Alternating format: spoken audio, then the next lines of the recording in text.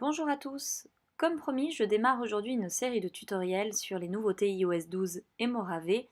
Et aujourd'hui, nous allons démarrer sur le nouvel OS Mojave, disponible pour vos Mac depuis quelques semaines. Comme il y a pas mal de nouveautés, je les ai divisées en plusieurs sections. Aujourd'hui, nous allons aborder les nouvelles fonctionnalités que l'on retrouvera sur le bureau. En effet, beaucoup de fonctionnalités apparaissent avec Mojave. J'ai donc dû les catégoriser. Aujourd'hui, on va se focaliser sur le bureau et j'en ai 4 principales à vous évoquer. La première fonctionnalité est plutôt une fonctionnalité d'affichage et de visualisation de votre écran puisqu'il s'agit du fond d'écran. Comme vous pouvez le voir, j'ai une magnifique dune pour fond d'écran qui a la particularité d'évoluer tout au long de la journée puisqu'il s'agit d'un fond d'écran dynamique dont la luminosité va s'adapter au cours de la journée à l'environnement et la lumière ambiante de mon espace de travail et donc aussi me signaler et me tirer la sonnette d'alarme en fin de journée pour me dire Claire, il est temps de raccrocher. Une des méthodes donc pour changer votre fond d'écran est de réaliser un clic secondaire, c'est-à-dire 2 doigts sur le trackpad ou un doigt en bas à droite et à gauche pour modifier le fond d'écran. Et vous allez accéder comme d'habitude aux préférences système. Comme vous pouvez le voir ici, moi j'ai donc le fond d'écran dynamique. Il y en a deux, cette dune de sable et un ciel qui va s'obscurcir tout au long de la journée comme ma fameuse dune. Vous avez aussi de nouveaux fonds d'écran qui, eux, seront fixes et n'évolueront pas au cours de la journée, mais vous allez voir, certains sont très créatifs et peuvent vous plaire aussi.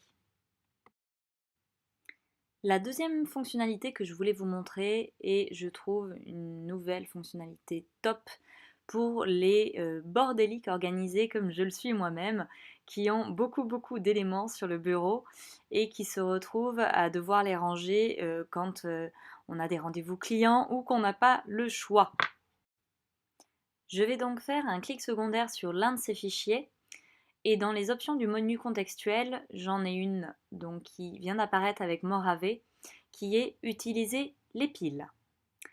Cela va me permettre de ranger en un temps éclair tous mes documents ici rangés par type, mais que je vais pouvoir personnaliser si le rangement par type ne me convient pas, en faisant à nouveau un clic secondaire sur l'une de ces piles. Je vais pouvoir choisir quel type de classement je préfère en allant dans Grouper les piles par. Vous avez le choix entre le type, la date de dernière ouverture, la date d'ajout, la date de modification, de création ou les tags.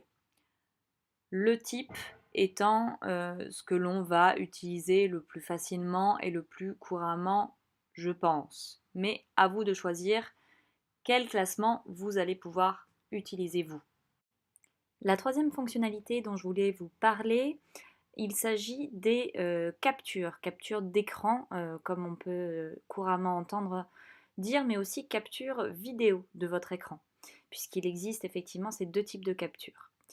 La nouveauté avec Mojave, c'est qu'elle va apparaître sous un seul raccourci clavier qui est commande majuscule 5 et qui vous présente les captures d'écran et les captures vidéo.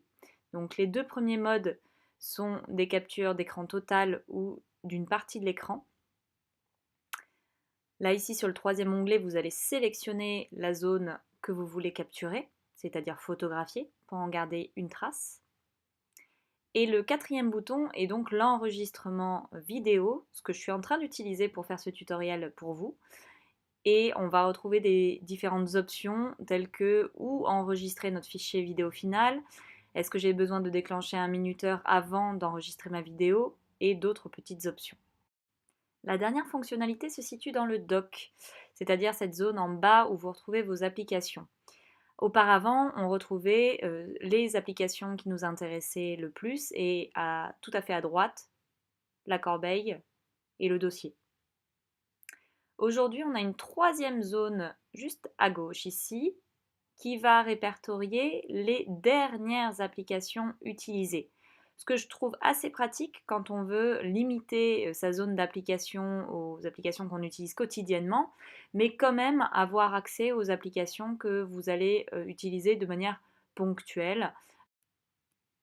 L'avantage étant que si vous décidez finalement de mettre ces applications dans le dock ou de les supprimer parce qu'elles ne vous intéressent pas plus, il vous suffit de faire un clic long, d'aller dans les options et de choisir de supprimer du dock, tout simplement.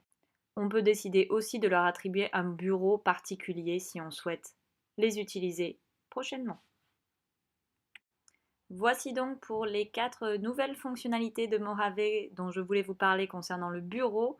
Bien entendu, vont arriver d'autres catégories de nouveautés comme promis, donc suivez les actualités du blog et à bientôt!